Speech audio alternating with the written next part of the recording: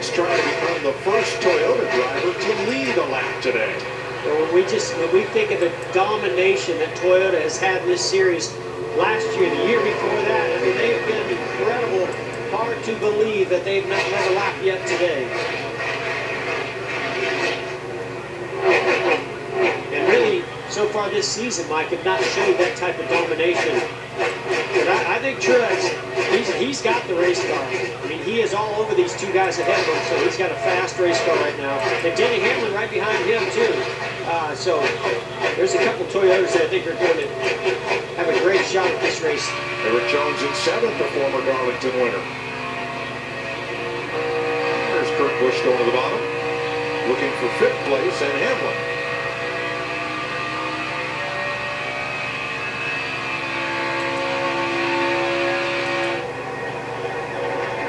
Up front, Bowman closing in. We've definitely seen, Bowman has some great short run speed.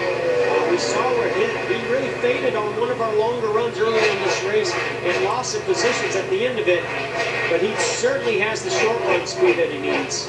Well, now that we're mostly single file and cars are on fresh tires, here are the Xfinity fastest times for the last lap completed. Bowman, quickest car on the racetrack. Keselowski, Harvick, Kurt Busch, and Truex in that order. One lap ago. It certainly helps to be out front, have that clean air. And Bowman maybe even getting a little bit of a toe off the Brad Keselowski, our leader, to put that fast lap up there. Kurt Busch looking strong right now. Working that bottom lane, you'll actually get down on the apron where the banking's a little bit less, and it de-wedges the car, allows that left front tire to get the car to rotate. So we'll watch some guys work that lower lane down in turns 3 and 4. 2003, Kurt Busch figured in the closest finish in NASCAR history when he and Ricky Craven banged and beat on each other all the way to the line and were separated by 2 1/1000ths of a second. We mentioned Erik Jones. Here he is in 7th place, Regan. Well, Mike, the 2019 winner of the Darlington Southern 500, slowly working his way forward today. That race car, as he's gotten inside the top 10, continues to get better for him. Right now, he's happy with the car. Just needed that track position that he has gained, running in 7th at the moment. This is a long-run car, much like the one that he had last fall was. So look for him to make some noise if we can get some long runs at the end of this thing. And that's exactly what we're going to see play out here, Mike. All day long, we've been interrupted with some cautions, haven't seen the real long runs. That is a game changer at this racetrack. When you start to wear out those tires and build up those air pressures with a track glazed rubber, maybe even some cloud cover comes in, everything changes on you. And I like what we're seeing here, Jeff. We're seeing top loaders and we're seeing bottom feeders. Some drivers trying to take the longest possible way around, others trying to glue to the bottom, whichever works best for their race car at this moment. Yeah, we're going to get a chance to see the difference between what we're seeing right now, this great battle between Tyler Reddick and Chase Elliott. You've got Matt Kenseth in there. The daytime offers a completely different type of racetrack, and it gets really slick, and you see more groups open up. We'll see a different race on Wednesday when we're racing at night.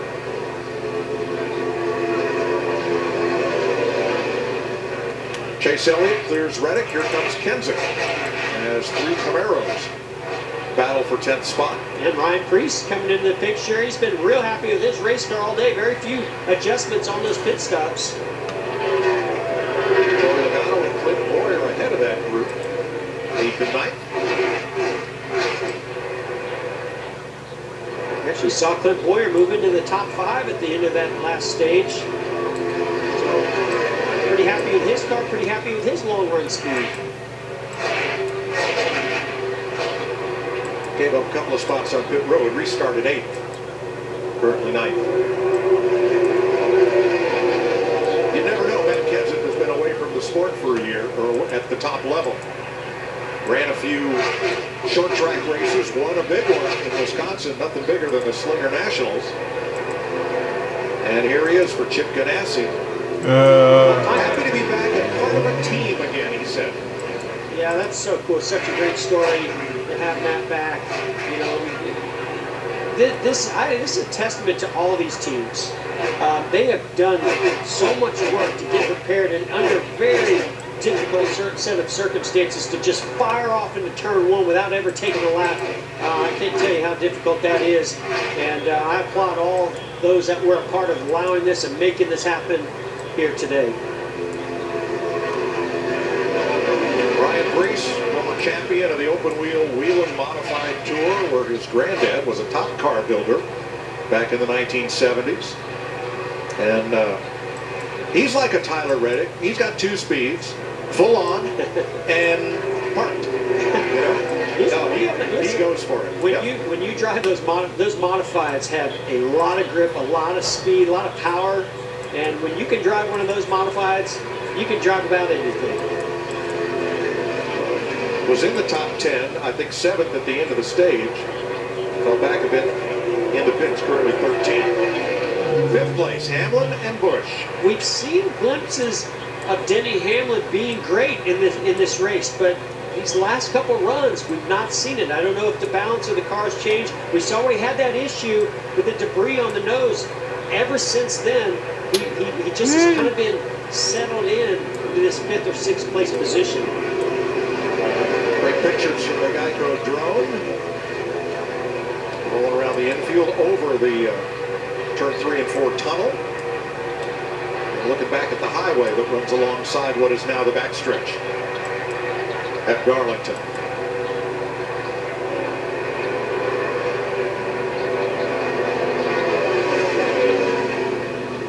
Brad Keselowski led early, but most of the first 50 laps. He's now been out front 3 times, or 4 times, for a total of 72 laps.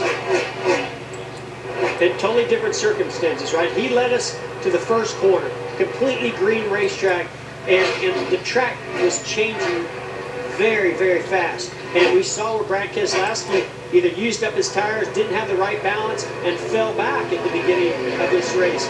Now they've made adjustments. The track has come to him. He's able to maintain that lead up front right now. So February looking at Joey Logano, goes to the inside. All 4 tires down on that lower apron I talked about. Slides up in front of Joey Logano, completes the pass.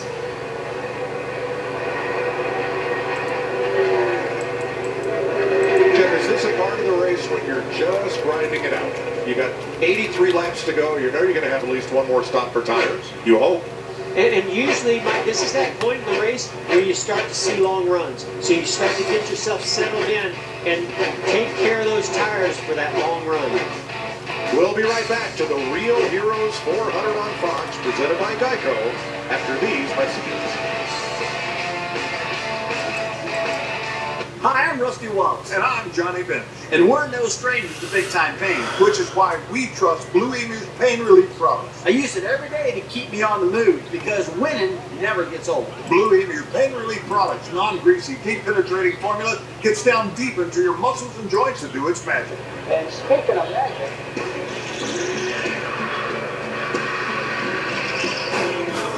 Maximum Pain Relief, the official pain relief cream of NASCAR.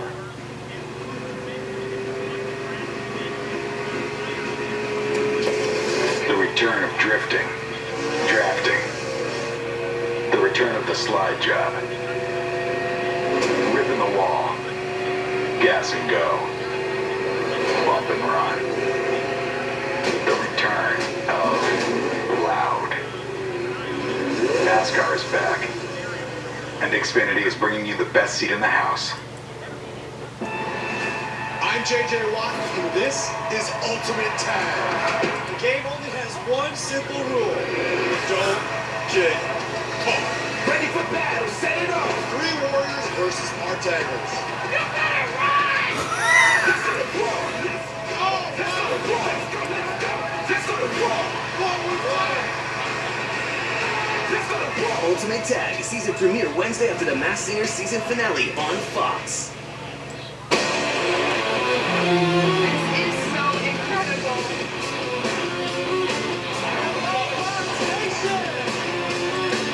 the future for all freedom-loving people. I am raising the bar. This summer, Tag It's disgusting. Gordon Ramsay Bloody delicious. is 3 times hotter. All stars. No stars. Hell's Kitchen All-Stars. Worst service ever. 24 hours to hell and back. The passion's gone. Master Chef. You're not ready to go home. A sizzling summer of Gordon 3 times a week. We're going to scream that today. Get out. The summer of Gordon begins with 24 hours to hell and back. This Tuesday on Fox. Welcome back to Darlington on Fox. Mike Joy with Jeff Gordon and Larry McReynolds. Caution is out. Chris Buescher has spun and done a lot of damage to his number 17 Roush Racing Ford. And as the caution flag flew, Joey Logano had come to pit road with a loose wheel. So there's Logano on pit road in the middle of your screen, and there's Buescher having problems. Right, yeah, look, I don't know if the 95 of Christopher Bell was trying to make a pass, but they made contact with one another, spun the 17 of Buescher around, and then causing all 4 of his tires to go flat and drug through the splitter and a lot of things to get back to pit road. And we're told Logano did get to the timing line at the center of pit road, the start-finish line, as that caution waved, ahead of the race leader and stays on the lead lap. And Mike, that was a heads up by his spotter, TJ Majors and Paul Wolf, to have him keep going down pit road, because had he have stopped, he would not have beat that leader. Thanks, Larry. Now, the spotters are not in their usual location. They started the race pretty well spread out along the top row of the grandstand, still maintaining social distancing. Pits are open. Free pass will be Reed Sorensen for the second time today. He'll get back on the lead lap. That'll give us 30 lead lap cars when we restart. Buescher did lose a lap after the spin.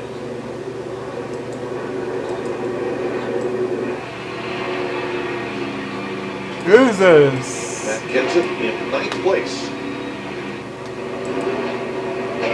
Kyle Busch, 13th. And Ryan Newman in his comeback race, currently 18th. All well positioned on the lead lap. And here they come.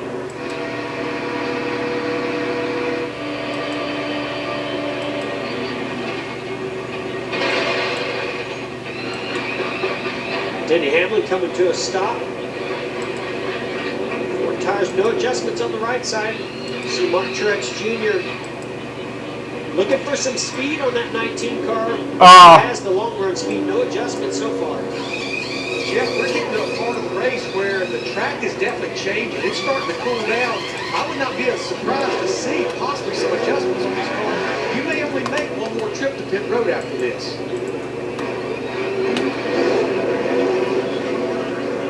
Everybody finished up, and Keselowski second to Harvick in the race off pit road. I think he may have gotten him at the camera though, Mike. That camera line is that white line. I believe Kevin Harvick wins the battle off pit road. Yes, he does.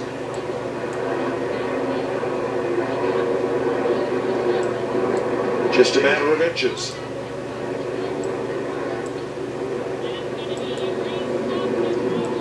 Well, 78 laps to go. It is time for today's Credit One Bank ones to watch. Jeff.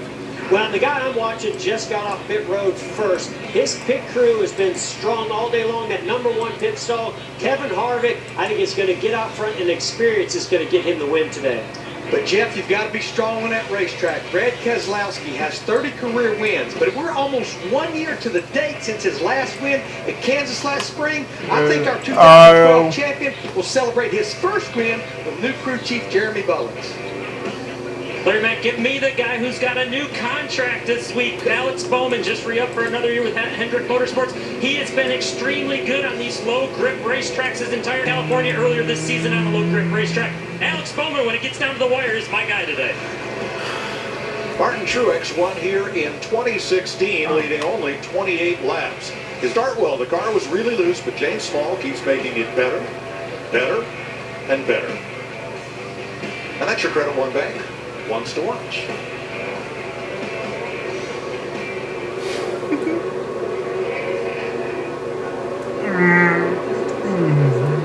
Let's take you back and review some of the things that have happened on NASCAR's return to the racetrack. Brad Keselowski drew the pole for today's race. Led a bunch of laps, but on lap 1, Ricky Stenhouse, way down to the inside, smashed the inside wall, and is out of the race. End of stage 1, Jimmy Johnson. With 1 lap to go, Chris Buescher has to lift coming off turn 2. Johnson can't avoid him. He smacks the inside wall, out of the race.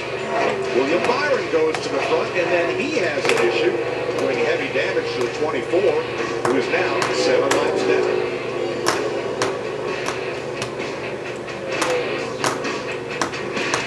Here's your progressive race summary at lap 217. Kevin Harvick, one of 6 leaders, 10 lead changes, 30 cars in the lead lap, and we've had 9 caution flags.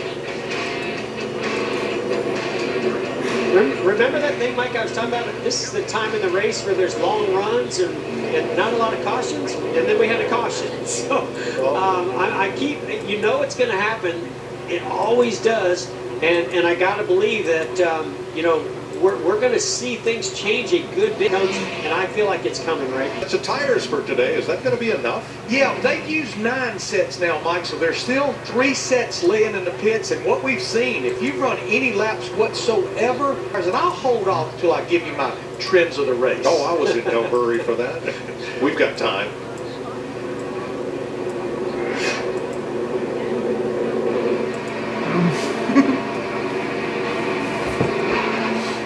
Let's have a look at today's Toyota top performers. Mark Truex Jr., Denny Hamlin in the top 5. Last fall's winner here, Eric Jones in the top 10. Kyle Busch, 1 spot out of the top 10.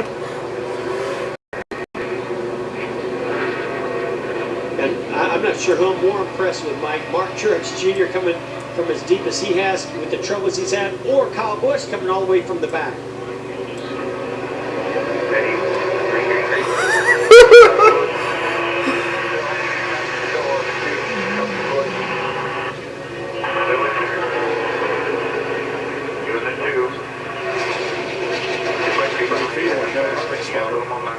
Yeah, there's a lot of pushing and shoving on it. The intensity is picking up as we get later into this race.